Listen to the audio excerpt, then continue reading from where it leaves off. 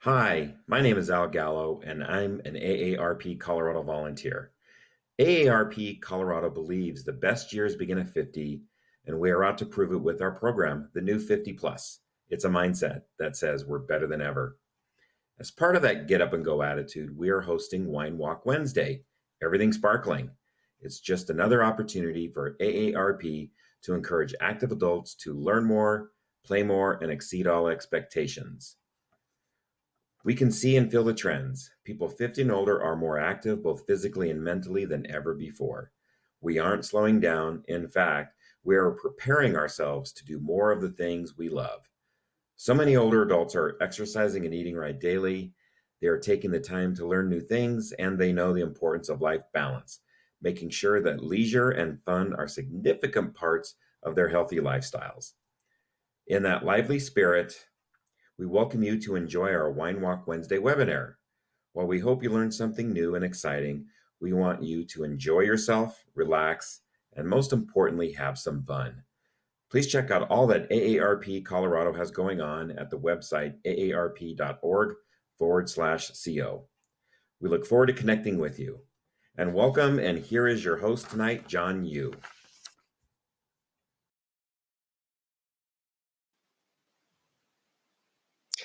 Thank you so much, Al, and welcome to Wine Walk Wednesdays. Everything's sparkling. Get ready for it. I'm excited.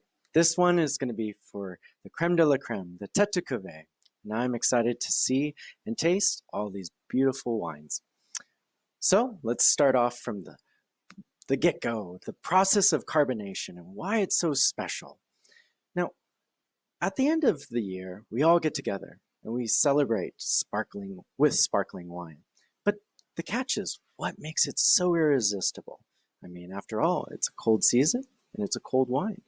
But the thing about it is there's nothing like it. You have something that is carbonated, where it's one of the few wines in the world that's carbonated by a natural process, and also multiple different styles where they're artificially inseminated and created in a variation so that way it preserves flavor, creates longevity in fruit, as well as gives you complexity and bready, like brioche-like character. So when we go into the process of carbonation, we're going to start dissecting all the different styles. We'll also go into the origins of Champagne, kind of the forefather of this beautiful creation. After that, we're going to look at their international competition, as well as the sparkling cocktails of very common and easy ways to make a quick alternative this year for some fun, as well as diversify what you have in the pantry.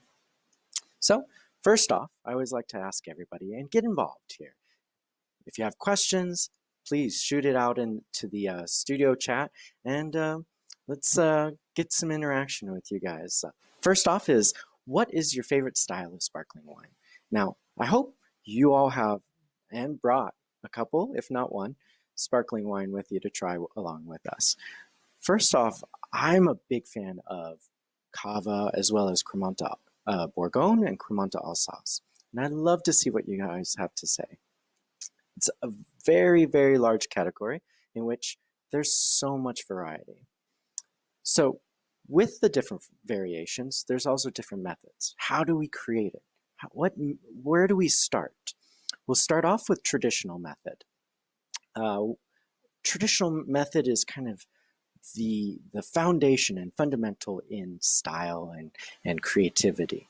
Gives us an idea of what is the capability of sparkling wine, as well as looking into different variations on what we need to do, what we want to do, in order for the winemaker to create a new style. And I see a lot of people shouting out Prosecco and Cava. Happy holidays to everyone. I'm a big fan, and so Prosecco is our second style, tank method. Now, tank method, or Charmat, is going to be a very interesting deviation from the traditional style, and it's going to allow us to look at the potential of a winemaker and what their capability is for creating sparkling. After that, we'll go into transfer method, Asti method, ancestral method, and carbonation. So again, a lot ahead of us, but I won't digress here. Let's get into traditional method. So traditional method here, ooh, let's see. Is it still frozen, Alice? Hopefully not.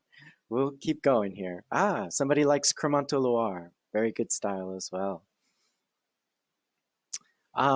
So what we see here in this picture is basically a riddling rack. It's part of the process of classic champagne production. So we're going to break it down. And this is going to be the fundamentals of what we're looking at for majority of sparkling. You'll see some variations and some differences, but this is where we're going to get a little detailed and start off with primary fermentation. Now, all of these wines need to start as a still wine. Just your how would you say it? All these regions are specializing in their own grape varietals. They are also looking at sourcing different regions, different grapes, and really creating a culmination of very accurate flavors. Now, the biggest difficulty is making consistency. So after primary fermentation, they create blends. Now, with champagne, traditional method champagne will have a blend of anywhere from 30 to 60 different wines. They might be different vintages, different grape varietals.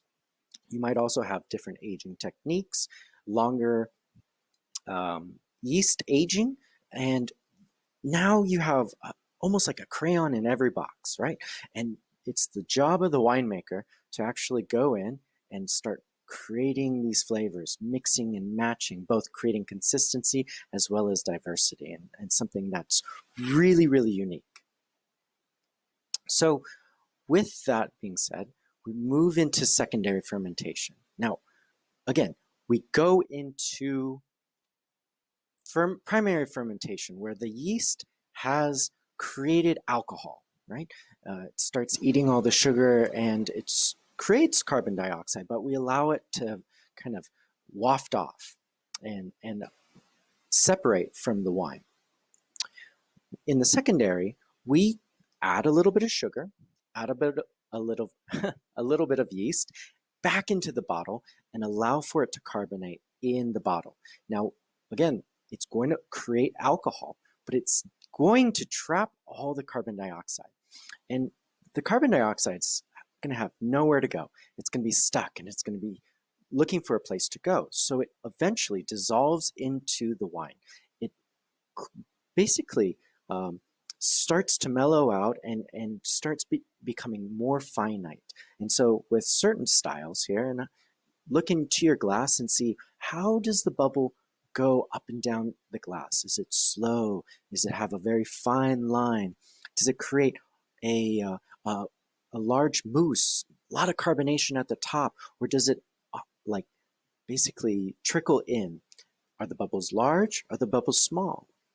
These differences are really what we're looking into, the mousse, as the French would call it. And with the prise de mousse, which is the second fermentation, it's basically the way of calling it seizing the foam. This is really what makes it special.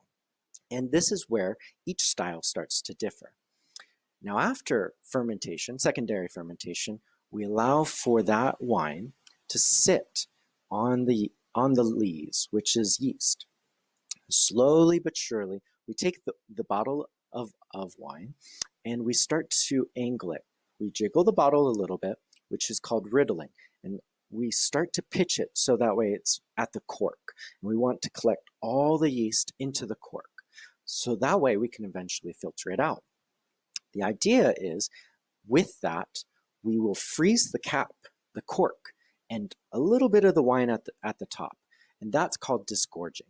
And disgorging allows for us to separate that yeast and also allow for dosage. Now, dosage is allowing to add a little bit more wine into the carbonated wine that we have, but control the sugar level.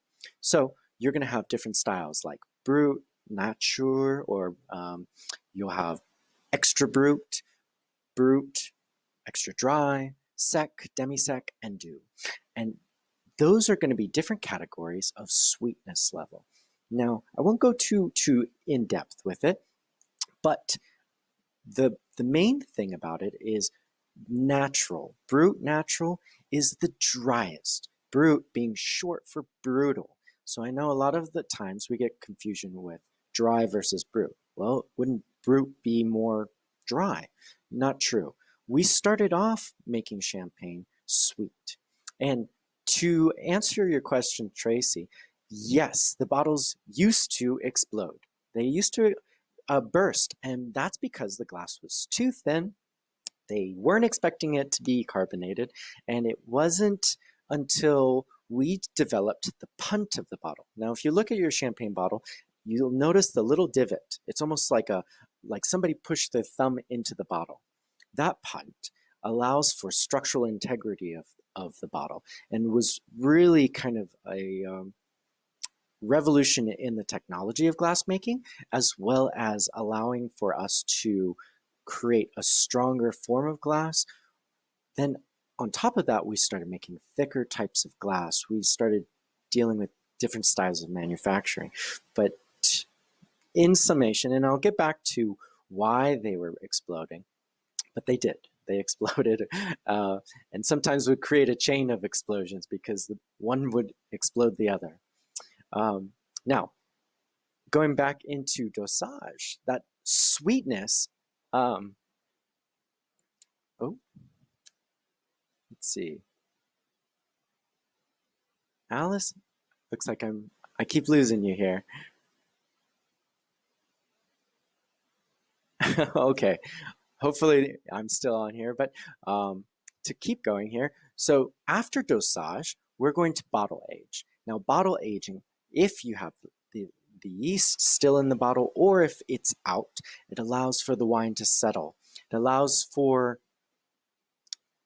for you to create a finer mousse, and it allows for the carbonation to actually become smaller, more acute.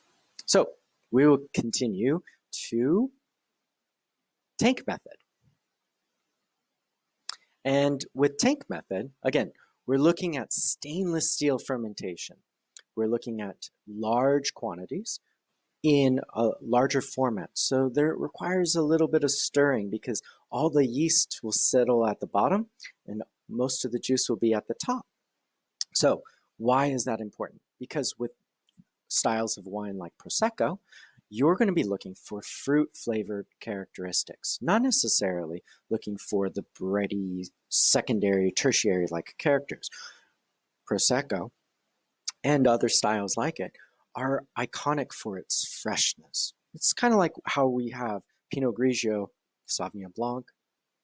We don't want necessarily age oxidized characters, nuttiness, or oak. We want to taste nothing but fruit. So what you'll see in this next slide here is very similar to what we had before. But instead of secondary fermentation in bottle, we now put it in tank. So we take all this juice, we blend it to the right flavor that we're looking at, and we pour it in a tank. Now we allow for it to create carbon dioxide, and now it starts to pressurize the tank.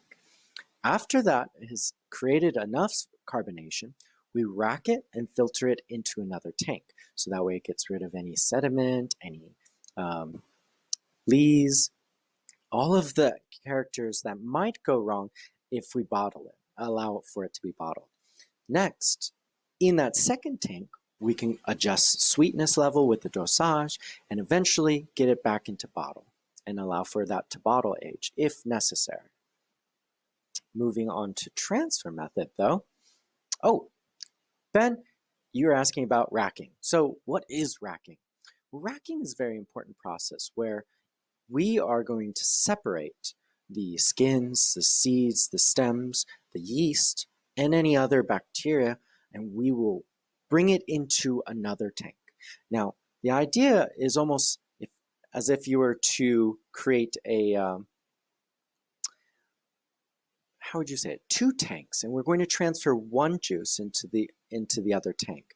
But what we want to do is we don't want to filter it too heavy. We want to bring the product into the other tank with as little filtration as possible, but at the same time maintain as much flavor. And so racking is important because of that.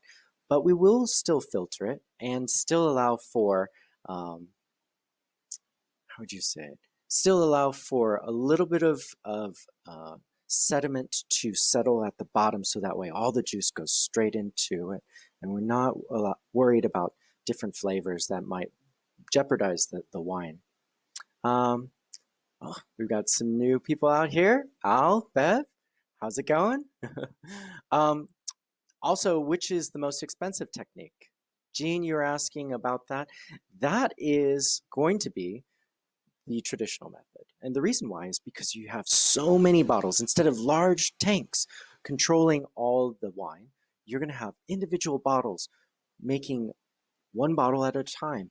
That process is very laborious as well as expensive, because the traditional style of riddling or racking involved one person who is a master riddler, and they would go bottle by bottle, and they would just slowly riddle the bottles, shake the yeast out to the cork, one at a time. Nowadays, we have gyro riddlers, if you will, that basically allow for us to put in like 200 bottles at a time, and it vibrates, so that way it creates basically all the yeast to form and solidify into the cork. Is there less consistency with the traditional method, even though it is more expensive? Well, that's actually a good question, Gene. So sometimes there is less consistency, but that is one of the reasons why blending is so important. Blending creates the winemaker's opportunity to create consistency in flavor, as well as allowing for the yeast and the wine to separate and be controlled in that circumstance. I'm sorry, I'm joking with the Riddler Batman joke. I'm going to be thinking about that one from now on. But another technique that creates consistency for traditional method wines is transfer method.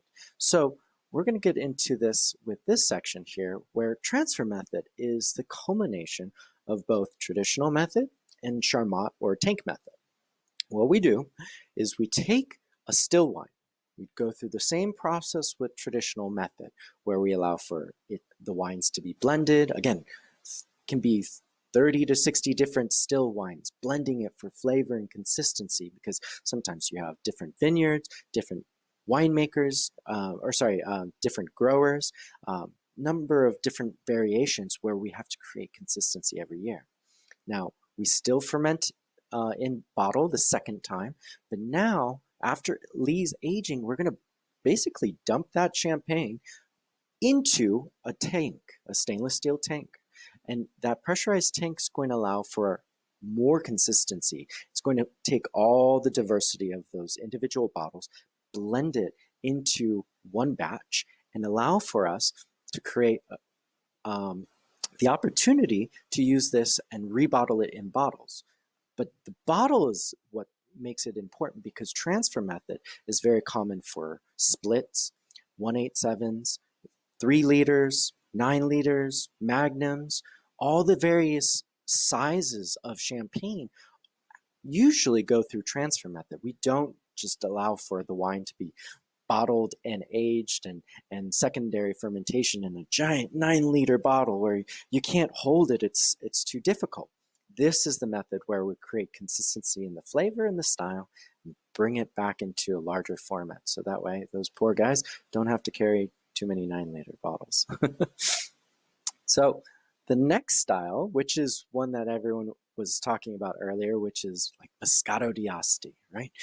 Asti method is going to be the next style of secondary fermentation techniques. And Jay Dean was asking, is there a difference between champagne and sparkling wines? Absolutely. And we're going to get into some of the details of it, but champagne, think of it like the term California. Champagne is a region. It's a region of France. And slowly but surely, they were taking back their name because people were using it synonymously for sparkling wine. But sparkling wine varies all over the world, in different regions, different countries, and the technique, the style that we're going through, these different methods are very personal.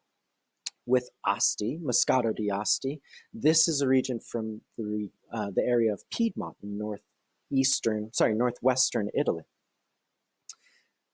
They made it their own, and you'll see other regions also copying that style. Whereas like Champagne used traditional method, and traditional method became synonymous for everyone making sparkling wine, but we called it champagne. There was kind of a quick and easy way to call it sparkling wine. But slowly but surely, they've been taking that name back out of respect for the region and the style. And is there a difference in the amount of time with each method? Yes, very much so. With Asti and with Charmat method, you're going to create a lot less time. It's actually almost like a manufacturer's time because now you can sit and leave that wine in tank until it's ready to create the secondary fermentation. Now, by allowing for you to do that, it allows for distributors and suppliers to actually only make the wine or only buy the wine when they need it. So it's fresh. Again, freshness is so paramount with sparkling wine that when you order a bottle of Moscato d'Asti, more than likely it's been produced within a year. Now, the second part of it may have been created within a couple of months of you getting it and actually getting the product. Because unlike champagne, where they might have a vintage and every year they create wine and carbonated wine that same time every year, Asti can make it whenever they want. So, kind of going into the fundamentals here, they with Moscato d'Asti and Asti's method, they partially ferment the wine. So it allows for only a little bit of alcohol, which helps with fighting off bacteria and different yeast, but also allows for it to become structurally a little stronger. After that, we rack it off. We take it off of the sediment, the yeast wine, the yeast skins, seeds, and stems, and we freeze it, or just about freeze it. We chill it down so that way the wine and the water and the sugar don't separate in the wine. A number of things will happen if we allow for the wine to freeze, but we get it just above so that way it's ready. It's ready and waiting in order to be fermented again. So once they get that order at that later date, that's when we go in and we say, okay, start the secondary fermentation. We add some more yeast. It's got plenty of sugar now. And that secondary fermentation goes pretty much filtered and straight into bottle. Because with Moscato d'Asti, what's different is they pride their style off of a sweeter sparkling wine. Unlike champagne and Charmat, where usually they'll ferment to bone dry. And when we say bone dry, we mean that it has zero sugar, no sugar, or very little sugar. That allows for us to add back sugar so that way we have control over the style. That's also another way for us to create consistency. So that way every bottle of extra brut or extra dry champagne is going to be the same sweetness. With Asti method, again, you're going to have the large stainless steel tanks, and it's going to create consistency that way, so that way those wines are going to be about the same sweetness. But it's going to be skipping the filtration, or sorry, the aging. It's going to be skipping a lot of the processes in terms of sweetening, and it allows for the wine to be bottled ready and waiting. Um, so a couple questions on Charmat and disgorging. So Charmat is another term, and I'll type it in here in the group message here. Charmat is tank method. So it's another name that we use in Italy for the tank method. Whereas disgorging is that process of removing the yeast. So again, we're going to take that bottle of wine and that has the yeast, and we're going to slowly riddle it so that way it allows for all the yeast to come out. So when we're ready to disgorge, disgorging is the process where we freeze the cap, we open the capsule, which has like a beer cap on it, it's a crown. We pop it off, we allow it for it to spray out, and we pour in some more sweet wine so that way we're controlling the sweetness, but also filling the bottle back up because we don't want it to be empty. But that process of removing the yeast with a frozen, almost like a frozen ice cork on the inside, allows for us to remove some of those flavors. And you'll see different styles like Bollinger and a couple other wineries, they use a term called RD, recently disgorged. And that is a process where they allow for the yeast to be in the bottle for almost the entire extent of its life. And sometimes they won't remove the yeast, or they'll remove the yeast right before bottling. So that way you get as much flavor of that bready, nutmeg, brioche-like character from the yeast. More of a oxidized, almost like an almond-like flavor. Jadine was asking, does the alcohol content vary depending upon the process? And if so, how? Ooh. So we're going to finish off with Asti method, because with Asti method, you'll notice with the alcohol being 5 to 6% alcohol, they already start off with a high amount of sugar. Now, allowing for that much sugar is almost a good canvas for control, because it allows for them to basically allow for the yeast to ferment more and create more alcohol. Now, that secondary process of fermentation creates more alcohol, almost 1 to 1.5% of alcohol.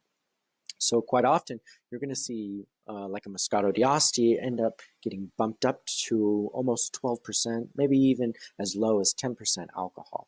Whereas a Champagne will be a little higher because, again, it's going to be fermented to dryness. It's going to be bone dry. So you're going to have usually around 12 to 13% alcohol. And again, region by region, style by style, that will change. So going into ancestral method, this is kind of what we think of as the original sparkling. Imagine you had a bottle of wine and you're competing.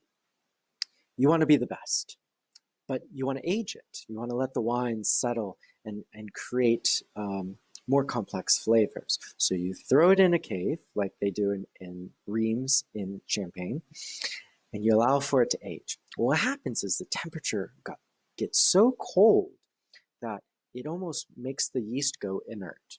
Oh, we're going to take a time out here, right? And by doing so, when they take the wine out of the caves, the wine starts to warm up. The yeast starts to wake up again, and it's hungry. And so it looks for any residual sugar, remaining sugar in the bottle, and it starts eating it again. So we haven't induced secondary fermentation.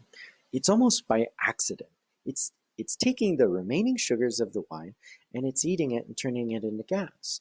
Now, that's kind of the fundamentals of ancestral method. It is technically only being fermented once, but it's allowed, or the yeast is only fermenting once and then a second time in the same bottle. So you never get a chance to remove the yeast, you don't filter it. It's almost more sedimenty, more flavorful, but also very rustic. So quite often when you get an ancestral method sparkling wine, you're going to usually decant it, which seems kind of weird because it's almost like dumping out all the bubbles. But it is very common and also kind of a stylistic uh, way to capture really unique flavors in the wine, but allowing for it to basically go from beginning to end. You're never going to just filter it out and then keep the flavors. This is a wine that's really almost like Chianti. It's going to have more and more and more complexity up until the end, right until it touches your lips. So, moving on to our last style, which is carbonation. In carbonation, we think of like soda. We also think of beer, where we induce carbon dioxide in usually a stainless steel tank, and we allow for the carbon dioxide to settle. So there's no fermentation, there's no molecular change in the wine. It's going to be two components, the still wine and the carbonation, being forced together under pressure with the stainless steel until it becomes one product. Now, what that does, though, is it allows for the wine to be a little larger. The bubbles are a little more voluptuous and a little gassier. But it is important to have that because um, it's a great way and great technique. And again, that can be resolved with other styles where it, with a little bit of aging or a couple years of aging, it will allow for it to become a little bit more refined and integrate with the wine better. Okay, you guys have been great with questions. I love it. So we're going to get into our next kind of open question here, which is, what do you like about classic wines? And the classic wine we're talking about is champagne. And if you haven't had it, let us know. If you had it, let us know what you love about it, because there is a really unique style that only a few regions in the world have actually tried to compete with uh, seriously. You have certain regions of Cava, which have actually branched off into their own regions. You also have styles in Italy, which are called Franciacorta. And Franciacorta is a region in Lombardy, which is starting to branch off and make their own very serious traditional method style of sparkling wine. But as we get into champagne, let's talk about the soil. Now, at first, you might think, why are we talking about England? But England actually shares the same terroir as Reims, or as the Champagne region. Um, you're going to have the farther south region called the English South Downs and the White Cliffs of Dover. Now, we look at that cliff side, and you see how white it is. See how almost pristine and reflective it is. This this soil is what we call diatomaceous earth. Now, diatomaceous earth, and I'm going to get back to you on that question, Ben. Um, diatomaceous. Now, diatomaceous earth is really important because it is the, imagine this land under the ocean, and over thousands of years, thousands and thousands of years, all the seashells and the different types of like barnacles compile and compact and create this really unique chalky layer. Now, on top of that, with like seaweed and different life in the ocean, it just compounds and creates this really porous but very unique soil type. Now, that soil type is fundamental for champagne. It is what allows for reflectivity because, again, it's so far north in France that it's so cold. So that soil allows for the sun to not only hit the grapes, right, but it reflects off the soil and bounces back into it, maintaining some of that warmth through those colder fall days that Champagne's going to experience. But at the same time, it's perfect for capturing and allowing for the water to both drain, but keeping and retaining some of that water as well. So that way, if there is, let's say, a drought, it allows for some of that water to be used from the vines over a period of time. And to go into Ben's question here, so we are basically drinking bacteria farts, more or less, yes. we're drinking uh, twice produce yeast farts, basically. um, but the complexity of that is very um, ironic because you have so many animals, both with the diatomaceous earth as well as the yeast and the bacteria, where it's all what makes this product organic, what makes this product living.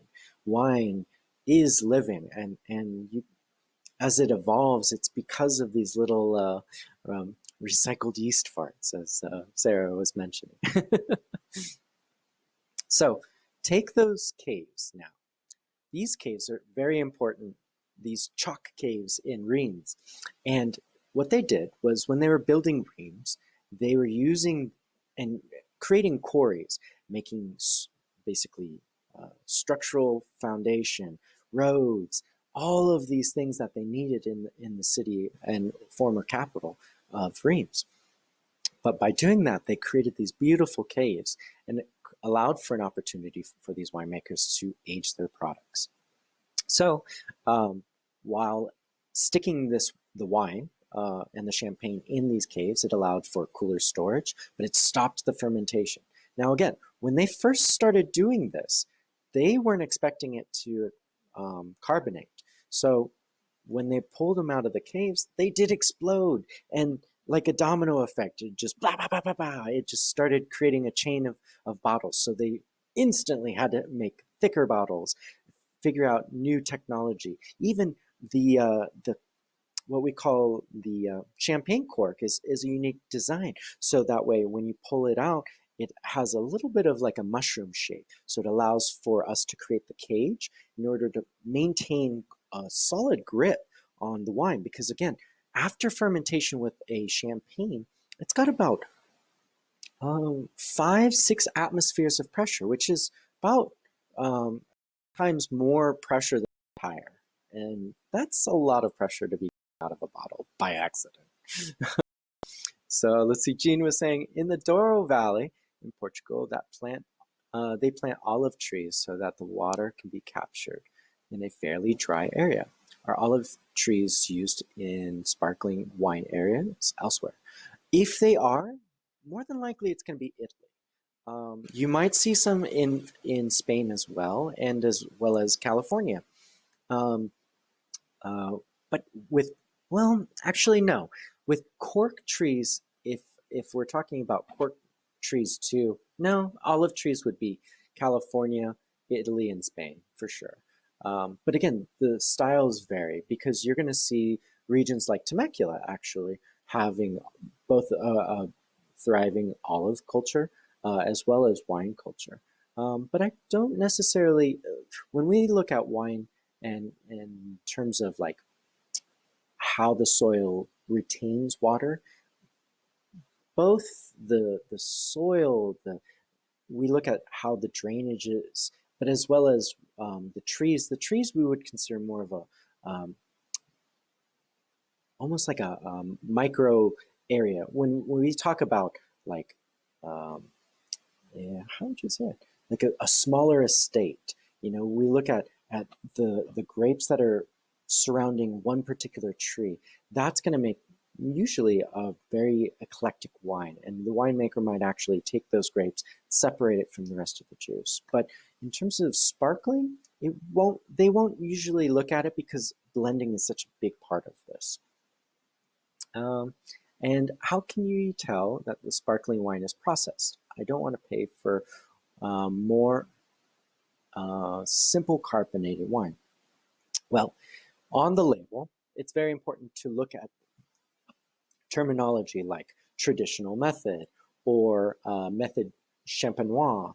Um, that is usually a huge indicator for that classification, which is why that is such such an important thing, because when we label it like in California as traditional method or classic method, that gives you a legal parameter to protect the wine by saying that it is made with that process. Whereas somewhere in, let's say, Italy, where you're making Prosecco from the region of Trentino Alto Adige, It is by default, winemakers are going to be making it with Charmat method. They would be breaking the law per se if they did it else a different way. So that sometimes needs a little bit more research. But we're going to go into the regions now and some of the international competition soon. So yeah, after re-fermentation, again, that yeast warms up, starts eating it, and boom, you have a second carbonation by accident. So when we look at those White Cliffs of Dover, I wanted to give you a perspective of where England was, where Reims is in the Champagne region, and how close they really are. But at the same time, looking into Burgundy and where its nearest competitor is, because again, Champagne was important. Basically, started off competing with Burgundy. They started making still wine with Chardonnay and Pinot Noir, added Pinot Meunier, which is another form of, well, now they call it Meunier, which is the French way of calling it Miller. The grape is named because it creates this almost like powdery like substance under the grapevine. But knowing how close in proximity these regions are gives you an idea of why they were making wines with Chardonnay and Pinot Noir. Burgundy's famous for it. And not only that, for thousands of years, they were creating vast research in the area. So let me catch up on some of the chat here. Does the PSI and atmosphere change with altitude? Yes, it will change with altitude, but in terms of the actual bottling, Liana, they are going to be controlling the altitude of the actual pressure in the bottle. And then Teresa said, look for method champenois. Yes, exactly. Sarah said, I think the carbonated wine would be cheaper than fermented wines. Yes, it will. And again, that's like looking for the method champenois style or method traditional. It's going to be a very important portion of your bottle when you're looking at it. But usually at the bottom that you'll see this little indicator. No change in pressure inside the bottle, but it will bubble more when you open it at a high altitude. Yes, that's true. Kind of the reason why you don't see too much sparkling on an airplane. And Sarah said, finished the Prosecco, moving on to Cava. What does non-dosage mean on a label? It means they aren't adding any more sugar. It's going to be as bone dry as possible. So if you imagine fermenting it to basically, let's say, no sugar left in the bottle. When they bottle it, they're not going to add any more like reserve wine, right? So one of the 30 or 60 wines that they're blending, they could potentially add back in and elevate the sweetness of the wine. But this one, they aren't. All right. So going in from the white chalk roads of Reims, we're also going to look into Burgundy, which is the competition. And again, I stress how important Burgundy is. When we look at like the Abbey of Cluny, this is kind of the fundamental for a lot of the Benedictine and eventually the Cistercian monks. And what they did was they dissected the region and they started creating intricate notes. They even bricked off the wall or bricked off the land with different stone walls and said, this region tastes like this area tastes like this. And slowly over thousands of years, they started dissecting the uniqueness and flavor. Before the French Revolution kind of put that to the side, they were almost rivaling St. Peter's in terms of the Abbey de Cluny, that monolith of architecture, as well as what they were doing with the land and how they were taking it on. All right, so international competition. We're going to look at other styles outside and inside of France. Okay, real quick though, Sarah. Okay, let's see. Oh, okay, all right. Yes, socially distanced happy hours. I'm down. So the next question I have for you guys is, do you like your champagne or sparkling wine bready or fruity?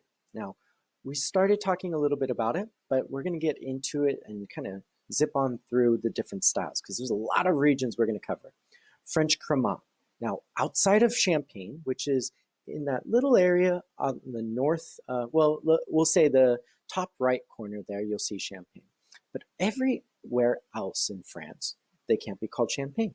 So what do they call it? They call it a Cremant, which is a blend of their own regional style and usually includes their own complexities and different grape varieties. Um, I will. I'm down. Down to join you guys for happy hour, socially distanced. Um, Next, though, you're going to have uh, almost what? 8 different regions. Each Cremant, traditional method and style, is going to be produced with, let's say, Pinot Gris instead, or Pinot Noir. Cremant d'Alsace might use Pinot Blanc. Bordeaux might even use Sauvignon Blanc or Cabernet. Um, really unique flavors, really unique to their style. Again, one of my favorites, um, Cremant de Bourgogne, because the style is classic, never too expensive, and they do put a good effort into Lee's aging, so it allows for that breadier style, which again, I'm a big fan of. If you're looking for a fruitier style, maybe something like Cremant d'Alsace or even Cremant de Limoux would be more ideal. Um, Next is Spanish Cava. Now, Spanish Cava, look at that map. Look at how complicated it is because there's so many regions. I won't bore you with the bits of it because the, the bulk of it is they're going to be using Parellada, Macabeo, and Charolais and creating crisp, vibrant wines, mostly and iconically from the region of Penedès, which is right next to Barcelona. But they too are making traditional method wine. And in a different map from the Guild of Sommeliers, you're going to see this light, almost like pistachio green hue. Notice how it kind of wraps around multiple regions in different areas of Spain. Those regions are allowed to be making cava. Now, the Penedès, which is that darker green area next to Barcelona, is kind of the king of cava. But again, cava can come from many different areas of Spain, so it creates a great variety. Going from that, I'm going to go into my next favorite style, actually, which is German sect. Now, you don't see it too often, and when you do, it's always a surprise. But German sect breaks all the rules. They do tank method, sparkling. They also make, this is the start of making Riesling and Spätburgunder style sparkling wine. You'll see their styles kind of being very similar to the style of what is it, Cremant d'Alsace, which is right on the border. But the unique thing about them is they are allowed to buy grapes from all over Europe, like Spain, which makes a lot of cava. They're allowed to sell those grapes and actually produce it across borders. Next, we go into the Italian Prosecco region, right? You're going to see these gentle rolling hills in the Veneto region. And more so, they're going to be producing tank method as well as using the grape of Glera, which used to be called Prosecco, and it is confusing, but we have transitioned into a rename of the grape into Glera. So real quick, Sarah was saying, I went to the Canary Islands with my foreign exchange student after I graduated high school. Do the Canary Islands make wine or champagne? They do make wine. I don't know if they make sparkling wine. And their wine, maybe if we go into it, is very, very complex because they use their volcanic soils, and they also make these giant cones to protect the vines from the wind. Out in that island, it can be very almost vine damaging. And to answer Jadine's question about German sect, sometimes German sect can be fermented to bone dry wines. Generally, yes, you want to taste the freshness and the sweetness of the wine, and Riesling is awesome. So you did see the volcanoes. Yes, very important to their soil. So with Prosecco, going back to it, again, we're looking for a youthful, floral, vibrant style, fruity, and those flavors really drive the aromas and the complexity of the wine. Those regions you're going to see, they're a little hard to see on the map, but you're going to see Asolo, Prosecco. You're going to also see this next region, which if you come across it, these diehards are in love with it. It's Conegliano, Valdobbiadene, Prosecco. Okay, one more time. Conegliano, Valdobbiadene, Prosecco. And then anything outside of that is just considered Prosecco. Now, with that being said, look at the rivers, look at the hillside. It's just south of the Alps, really cool climate. It's also going to create vibrant, fruity, refreshing style that is, again, it's perfect without oak aging and creates this almost like vibrant style that's perfect for blending. And we're going to get into some of those cocktails as well. But yes, Italian Prosecco is double fermented because they are going to be fermenting it in tank. And then they're going to be pouring it into the bottle. So that second fermentation will happen in stainless steel, usually. Now, the Italian Asti and Acqui region, which are basically 2 states away, going west of Veneto, are going to create a very different style. You're going to see sweeter wines, but look at those hills. Now now we're looking at the Alps. We're looking at this huge mountain range with like almost like gloomy weather and just like this huge variation in like the terroirs, like pitch in the soil, and so it's going to create very different flavors within the grapes, but it's going to allow for, or it's actually going to create very important reason why we need a blend, because each grape's going to be ripening in different levels of sweetness. But with this being said, you can see in the map they create 2 styles, both known for their aromatic freshness and their silky sweet flavors. Again, Moscato d'Asti and Brocchetto d'Acqui. Now, Brocchetto d'Acqui is a red style. It's going to be sweet, but I described it as plum and brambleberries. It's almost like juicy, whereas the Moscato d'Asti is going to be fresh, peaches and apricot, very lively. And we go into California Sparkling. Now, California Sparkling is going to be something that we're very accommodating with. The reason why is because our rules are very different. Anyone can make Charmat, tank, traditional method, so it allows for the winemaker to have great freedom in their style of production. Let's see here.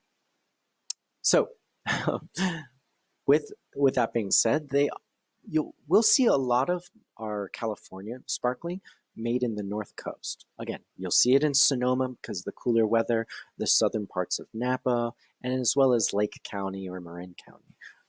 And again, it's because of that cool, like rolling fog over the land that makes it possible. You know, it wouldn't be possible without that, as well as the high diurnal shift in temperature, where it goes super cold at night and warm in the daytime.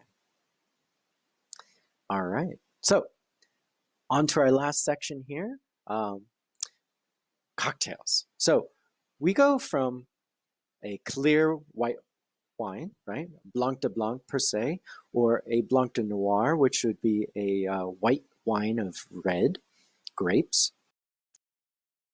And we also have the potential of making rosé wine, which would be like macerating the grapes a little so the Pinot Noir, the color from the Pinot Noir comes out. But there's another option, which is making cocktails. And it allows for you to have creativity as well as controlling what we called the basically the sous reserve, the sweetness of that wine.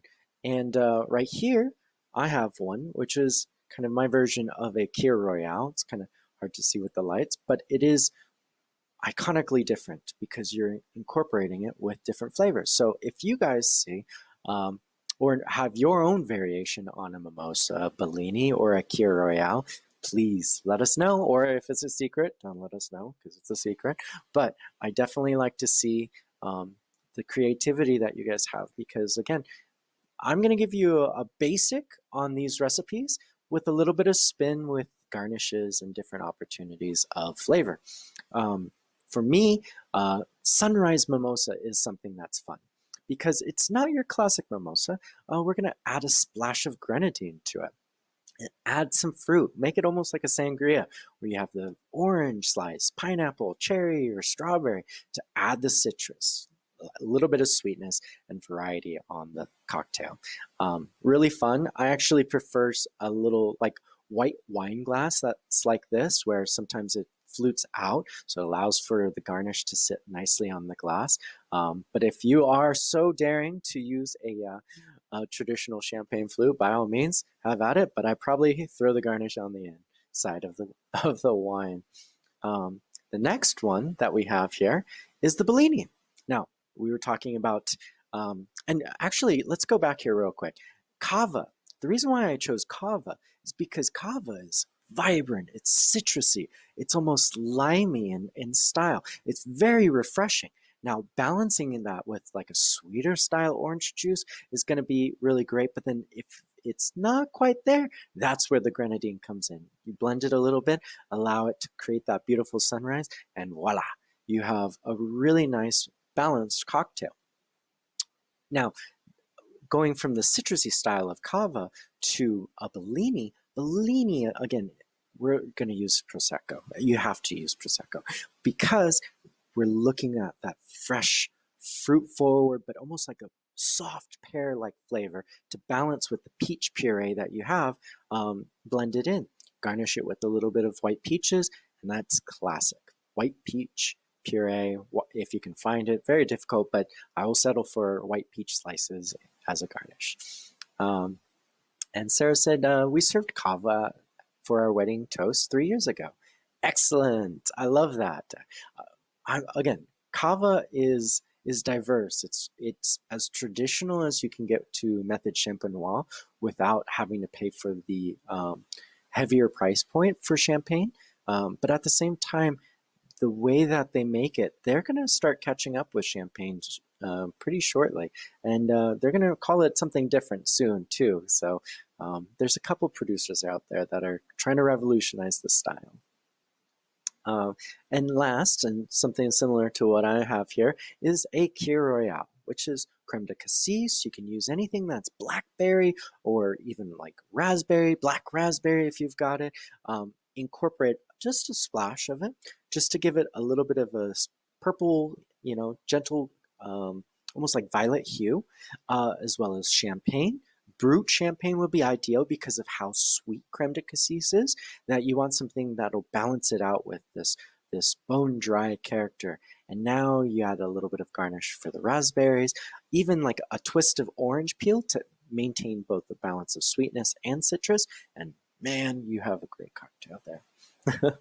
Jadine was asking, or was saying, I made a candied apple champagne cocktail with an apple cinnamon simple syrup, lime juice, cranberry juice, vodka, and cranberry juice. I like it. Garnish with cranberries. That sounds amazing. I love it. And the cranberries are great, especially for the holidays. I feel like I, our family veers more with cranberry flavors than, I mean, you start off with, having it with turkey, right? And that is, it's a refreshing, it's a vibrant fruit to use, but at the same time, it's got a little bit of sweetness and it's got a lot of complexity, and it goes great with spices. You could like add a dash of cinnamon or nutmeg right on the top of that cocktail, and that would just be really just kind of like balance it out. But I love that idea. That's fantastic. All right. So next one here and last cocktail, something a little different I wanted to show you, which is a slow gin spritz. Now, with something like this, I would go back to something like a Cremant de Bourgogne. And a Cremant de Bourgogne will have the breadier style that will still have a great retention of citrus and freshness, but at the same time, when you're adding slow gin, it's going to be very rich, very sweet. So you add, actually, I might even hold back and do it to taste, not necessarily as much as an ounce. But Adding the club soda will help dilute it. Maybe even putting the club soda and the sloe gin first, then the Cremant after, and then adding a little bit of blueberry mint just to liven it up, just to make it fresh. Definitely a fun way to have a more of a authentic cocktail with a sparkling twist to it. Stephanie Simmons, you just said apple cider mimosa is a great time of the year. I use Prosecco with cinnamon sugar rim on the glass. That's brilliant. I love that. Because that really caters to the idea of taking this cold cocktail and making it warm and inviting, you know, and that cinnamon, these earthier flavors really just kind of brighten it up. Ah, I love it. I love it. Well, that was a lot, huh?